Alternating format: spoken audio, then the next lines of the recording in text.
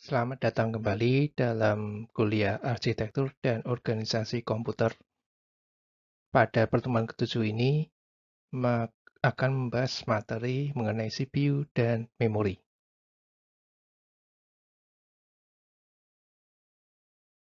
Komponen utama dalam CPU terdapat ALU, Arithmetic Logic Unit, untuk melakukan perhitungan dan perbandingan. Kemudian ada CU, Control Unit, untuk melakukan siklus fetch execute, yaitu mengakses instruksi program dan memberikan perintah ke ALU.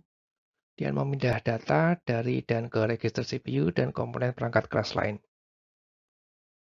Dan ada subkomponen yang lain, yaitu Memory Management Unit, mengelola pengambilan instruksi dan data dari memori, dan ada I/O Interface, ya, untuk mengelola input-output. Kadang digabungkan dengan Memory Management Unit sebagai Bus Interface Unit. Ini adalah gambar diagram blok sistem. Ada CPU, ada memori. Dalam CPU ada ALU, ada I/O Interface, ada Control Unit. Nah, ini adalah Little Man komputer yang kita pelajari pada pertemuan ke-6. Ya, jadi dalam Little Man komputer, manusia kecilnya itu adalah control unit, kemudian kalkulator itu adalah ALU, dan kotak suratnya itu adalah memori. Input-outputnya itu adalah I/O interface, dan program counternya itu ya, program counter. Di dalam CPU terdapat register. Apa itu register? Register itu lokasi penyimpanan kecil dan permanen dalam CPU yang digunakan untuk tujuan tertentu. Dioperasikan secara langsung oleh control unit. Disambungkan untuk fungsi tertentu, ukurannya dalam bit atau byte, bukan megabit atau gigabyte seperti memori, dapat menyimpan data, alamat, atau instruksi. Nah, sekarang pertanyaannya adalah berapa register yang dimiliki LMC?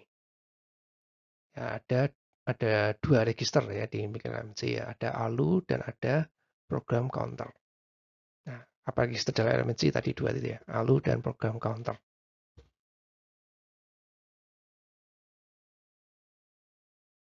Nah, register digunakan untuk apa? Register untuk menyimpan data yang dibutuhkan segera atau sering. Menyimpan informasi mengenai status CPU dan program yang sedang berjalan. Misalnya alamat instruksi berikutnya atau sinyal dari perangkat luar.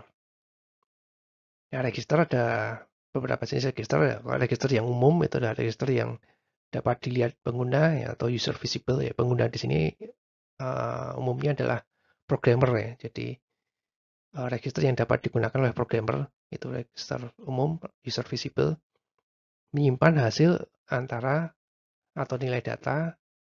Contoh menghitung putaran. Ya, jadi bisa untuk menyimpan hasil antara atau nilai data. Ekuivalen dengan kalkulator LMC. Ya, jadi kalau dalam LMC itu kalkulator itu ALU itu adalah register umum. Kalau dalam CPU modern biasanya ada beberapa lusin, ya ada belasan register. Yang ada register khusus, ya ada program counter ya di LMC juga ada program counter. Dalam CPU modern disebut juga instruction pointer IP. Gitu. Dan ada instruction register. Ya, kalau instruction pointer itu berisi alamat ya, kalau instruction register berisi instruksinya. Instruksi yang diambil dari memori. Dan ada memory address register ya untuk menyimpan alamat memori yang akan dibaca atau ditulisi. Ya. Dan ada memory data register ya. Jadi data dari memori biasanya disimpan dulu dalam MDR. Dan ada status register ya, status dari CPU dan program yang sedang berjalan. Ada flag itu atau bendera itu ya, satu bit variabel boolean untuk melacak kondisi seperti carry, overflow, ada kegagalan atau error.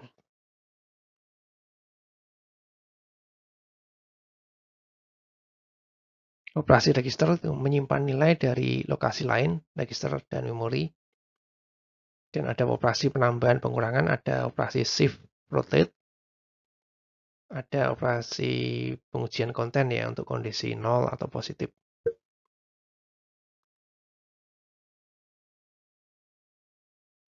yakni operasi memori.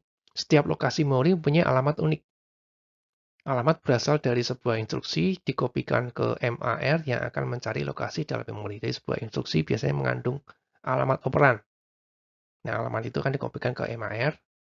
Nah, si MAR akan cari lokasinya dalam memori. CPU menentukan apakah instruksinya menyimpan atau mengambil. Di instruksinya tadi ada opcode-nya. Opcode-nya itu menyimpan atau mengambil. Store atau load. Dan datanya akan terjadi perpindahan antara MDR dan memori. Ya, jadi kalau menyimpan berarti dari MDR ke memori, kalau mengambil berarti dari memori ke MDR. Jadi MDR adalah register dua arah. Ini adalah gambar relasi antara MAR, MDR, dan memori ya. Jadi yang di sebelah kiri ini adalah MAR-nya ini. Dia nanti akan di alamat yang di sini ada di decode ya. Ini untuk memilih lokasi memori mana ya, lokasi memori mana dari memori ini yang nanti akan aktif yang akan dikirim ke MDR, atau kalau operasi load ya, kalau operasinya store ya, lokasi mana nanti yang akan ditulisi sesuai dengan apa isi dari MDR-nya. Ini MDR. Nah, ini contohnya ini seperti ini nanti ya. Dari MAR, terus kemudian didapat ya, alamatnya misalnya 49. Nah, ini adalah alamat 49. Nah, ini nanti yang aktif. Dia aktif, alamat lokasi lain tidak aktif ya. Nah, nanti aktif tergantung dari instruksinya, apakah store atau load. Kalau store berarti dari memori data register akan dikopikan ke lokasi 49 ini. Kalau load dari lokasi 49 ini akan dikopikan ke memori data register. Kapasitas memori ditentukan oleh dua faktor. Yang pertama jumlah bit dalam MAR ya, karena MAR untuk mengalamati memori tadi ya. Nah, kalau dalam LMC itu ada 100 lokasi memori ya, dari 00 hingga 99. Karena ada 2 digit yang dipakai dalam LMC. Atau 2 pangkat K ya kalau dalam biner ya. Kalau dalam komputer umum kan biner, maka 2 pangkat K. K itu lebar register dalam bit. Jadi kalau registernya lebarnya 32 bit, ya berarti 2 pangkat 32. Itu sekitar 4 giga. Dan yang kedua, faktor yang kedua adalah ukuran dari bagian alamat dalam instruksi. Kalau dalam LMC ada 2 digit. Instruksi dalam LMC kan ada 3 digit. 1 digit digunakan untuk opcode dan 2 digit untuk alamat. Nah, kalau dalam biner, kalau 4 bit itu berarti bisa menyediakan 16 lokasi, kalau 8 bit 256 lokasi, kalau 32 bit 4 giga lokasi.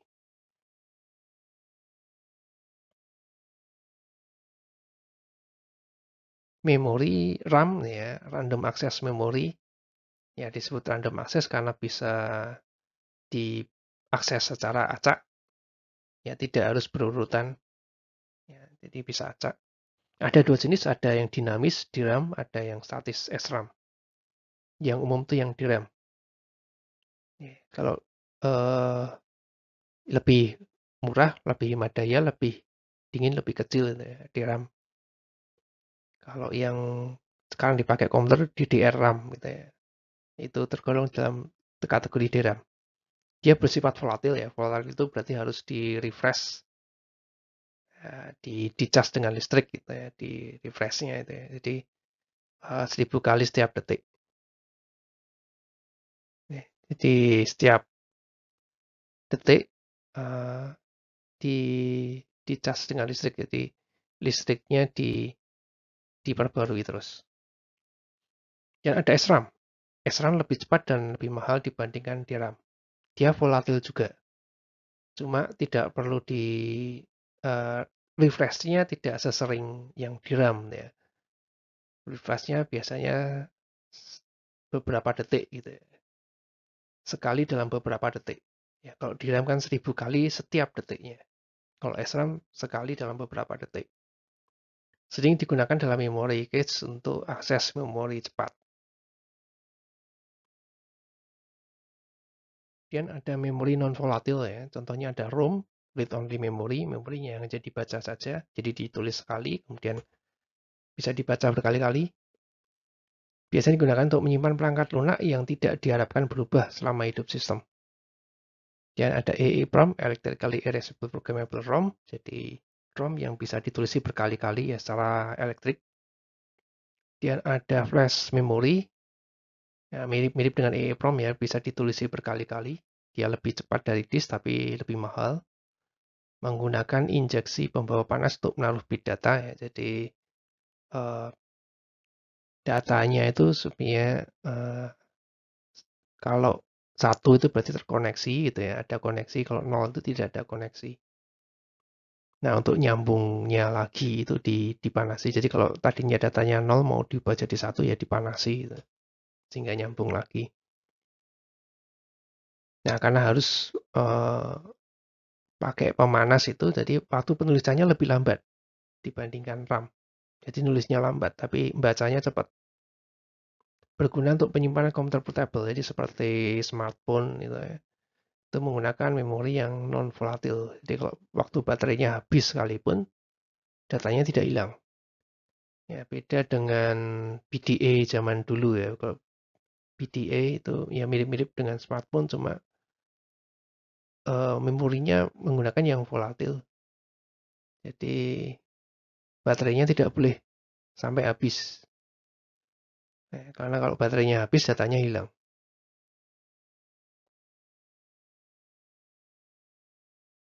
Siklus fetch execute sudah kita pelajari pada pertemuan sebelumnya ya. Proses dua siklus. Karena baik instruksi maupun data ada di memori, jadi cukup dua siklus. Kalau CPU modern biasanya menggunakan banyak siklus. Di fetch itu decode atau cari instruksi, ambil dari memori ke register dan sinyal ALU ya, beritahu ALU. Execute itu melakukan operasi yang dikehendaki oleh instruksi, pindah atau ubah datanya. Nah, ini dalam LMC, yang sebelah kiri itu LMC, jadi little man, LM itu little man, manusia kecilnya. Manusia kecil membaca lokasi counter, kemudian berjalan ke kotak surat yang ditunjuk. Nah, kalau di dalam CPU itu ya, isi anak panah MAR itu artinya isi dari PC, program counter ya, dikopikan ke MAR, Memory Address Register. Nah, kemudian kalau LMC membaca instruksi yang disimpan. Nah, kalau dalam CPU, MDR dikopikan ke IR, ya, Memory Data Register, dikopikan ke Instruction Register. Terus LM baca alamat dalam instruksi. Ya, jadi dalam instruction register ada bagian alamat, itu dibaca, dikopikan ke MAR. Dan kalau LMC pergi ke kalkulator, nulis nilai, dan pergi ke mailbox, menaruh menaruh kertas di mailbox gitu ya. Nilai yang ditulis tadi dalam kertas, kertasnya taruh di mailbox. Yaitu kalau dalam CPU, A, anak panah MDR. Jadi nilai dari register A itu ya, akumulator ya, dikopikan ke MDR. Dan kalau LMC berjalan ke lokasi dan lokasi program counter dan menambah nilainya. Ya, kalau di CPU sama, program counter ditambah 1, simpan dalam program counter.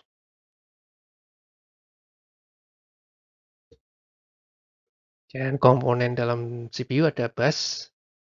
Ini adalah koneksi fisik yang membuat mungkin pemindahan data dari satu lokasi dalam sistem komputer ke lokasi lain. Ya, jadi ini adalah jalur pemindahan data. Istilahnya adalah bus. Ini terdiri dari kumpulan konduktor listrik atau optik untuk membawa sinyal dari satu lokasi ke lokasi lain. Konduktor dicetak pada papan sirkuit. Ada line ya, jadi satu bus itu ada beberapa line, ada beberapa jalur. Ya, jadi tiap konduktor dalam bus jalurnya atau line-nya ada 4 sinyal, data, alamat, kendali, dan daya. daya atau listriknya ya.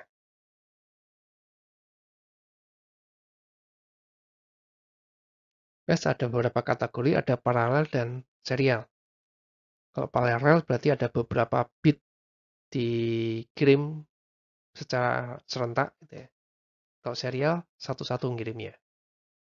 Ya, jadi paralel banyak digunakan pada arsitektur dulu, zaman dulu ya. Karena bisa mengirimkan beberapa bit data sekaligus. Cuma kelemahannya kalau di paralel itu dia tidak bisa panjang jaraknya, ya tidak bisa jauh jaraknya. Karena kalau semakin jauh sinkronisasinya susah. Jadi ngirimnya 8 bit, masalahnya sampai di tujuan 8 bit itu tidak selalu datang secara bersamaan. Ya, jadi datangnya waktunya berbeda-beda. Semakin panjang, semakin jauh jaraknya ya semakin beda-beda juga nanti datangnya. Ya, sehingga mengakibatkan tidak bisa cepat ke paralel itu. Jadi walaupun bisa ngirim data serentak bersama-sama, tapi nggak bisa cepat. Serial sebaliknya ya, ngirimnya satu-satu. Ya, tidak harus serentak ya bersama-sama. Ya, jadi ngirimnya satu-satu, ya bacanya satu-satu. Sehingga bisa tinggi kecepatannya. Sekarang ini untuk komunikasi banyak menggunakan serial. Seperti USB ya, S di dalam USB itu serial. Universal Serial Bus ya, USB. Dan SATA S di depannya itu adalah serial. Ya, kalau dulu pakainya paralel. Ya, kita koneksi dari printer ke komputer misalnya menggunakan parallel port, menggunakan kabel paralel. Kemudian koneksi ke hard disk itu juga pakai kabel paralel juga. Kalau sekarang pakainya serial. Karena jauh lebih cepat pakai serial. Dan arah transmisi. Ada yang searah, simplex, ada yang dua arah. Yang dua arah dibagi lagi jadi dua, ada half, ada full. Kalau half itu berarti bergantian arahnya. Ya, bergantian itu kayak misalnya ada jalan dua arah tetapi lagi ada perbaikan ya. Sehingga jalannya satu-satu, satu arah pada satu saat. Nah, itu half duplex. Kalau full duplex dua arah serentak ya kayak jalan dua arah gitu. Dan metode interkoneksinya ada point to point ya. Jadi satu ke satu, ya. Tunggal ke tunggal gitu ya. Ada multi point. Multi point menggabungkan mengkoneksikan beberapa titik sekaligus.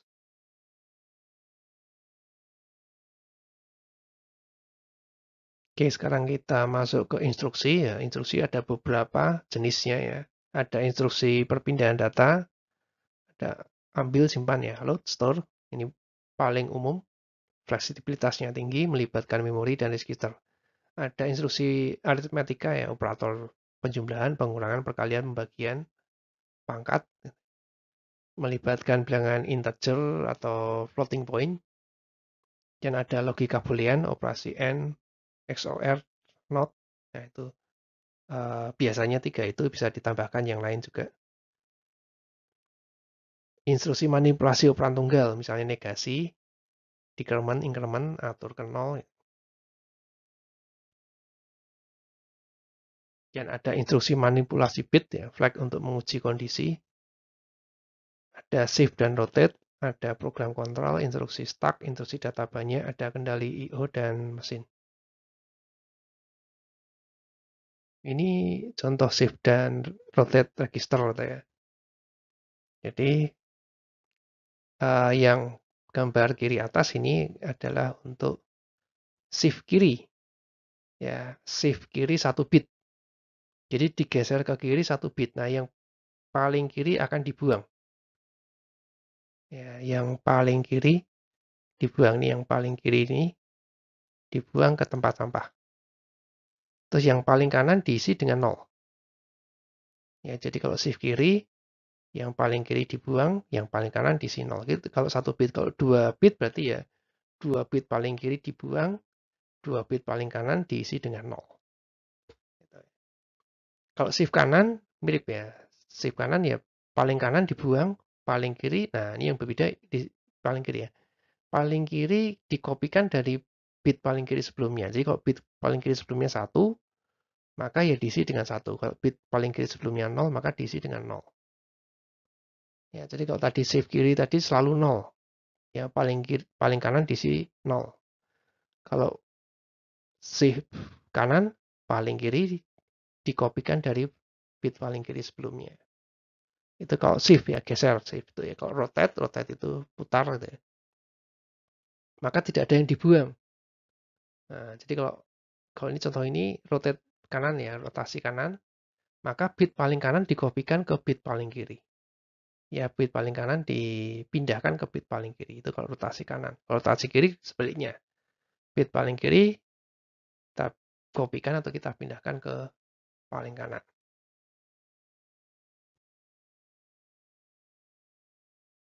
Nah, instruksi data banyak, instruksi biasanya melibatkan satu data saja ya. Ya. Nah, ada juga instruksi data banyak, melibatkan banyak data sekaligus. Melakukan operasi tunggal, ya di operasinya satu, penjumlahan misalnya, atau perkalian gitu ya. Tapi datanya banyak, secara serentak. Ini ada SIMD, Single Instruction Multiple Data, biasa digunakan dalam aplikasi multimedia, pemrosesan vektor, dan array. Kalau dalam CPU, array-nya biasanya gunakan array satu dimensi. Ya. Nah, kalau dalam GPU ya, Graphical Processing Unit, itu menggunakan array dua dimensi.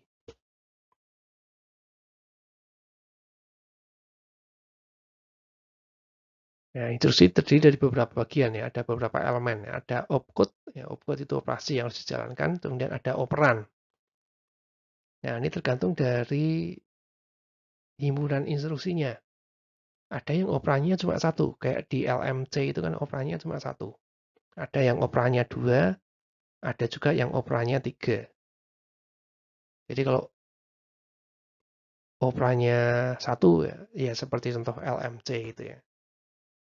Jadi misalnya penjumlahannya tambah lokasi memori gitu ya. Nah, yang ditambahkan di mana? Yang ditambahkan itu di register ALU di kalkulatornya. Kalau dua operan, operan hasil bisa di sebelah kanan atau sebelah kiri. Kalau di gambar ini operan hasil ada di sebelah kanan. Jadi misalnya tambahkan A ditambah B gitu ya. Opcode-nya add ya, add ya, alamat A, alamat B misalnya seperti itu ya. Maka hasilnya akan disimpan di B. Ya, itu kalau resultnya di sebelah kanan.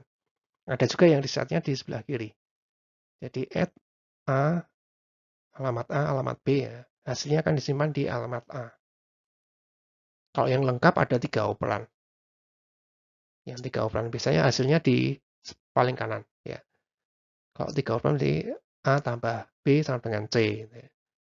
Jadi alamat opcode-nya add, alamat A, alamat B, alamat C.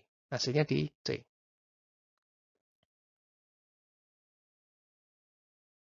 Ya, format instruksi itu adalah template khas mesin yang menentukan panjang opcode, jumlah operan, panjang operan. Jadi jumlah opcode tadi ya. Ada yang satu opcode, ada yang dua opcode, ada yang tiga opcode, bahkan ada yang tanpa opcode juga bisa.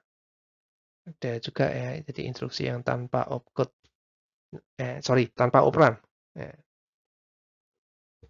Jadi instruksinya cuma berupa opcode aja, tidak ada operannya. Terus kalau tidak ada operannya, yang dioperasikan di mana? Nah, itu biasanya menggunakan memori stack. Yang dioperasikan ada di posisi paling atas dari stack. Yang ada panjang operan. Jadi instruksi itu ya tergantung dari instruction set-nya ya. Panjang instruksi bisa beda-beda. Kalau dalam LMC, panjang instruksinya 3 digit. Ya, ada mesin yang 32 bit panjang instruksinya, ada yang 64 bit panjang instruksinya. Kalau komputer yang kita pakai ya, yang CPU Intel, AMD itu panjang instruksinya bervariasi. Ya, jadi ada yang instruksinya pendek, ada yang instruksinya panjang. Jadi bervariasi. Kalau CPU yang digunakan di smartphone, panjang instruksinya sama semua. Jadi tidak bervariasi, tapi sama semua. Itu materi untuk pertemuan ketujuh ini mengenai CPU dan memori. Kalau ada yang belum jelas, bisa ditanyakan di kolom komentar. Demikian, terima kasih. Sampai ketemu lagi di pertemuan selanjutnya.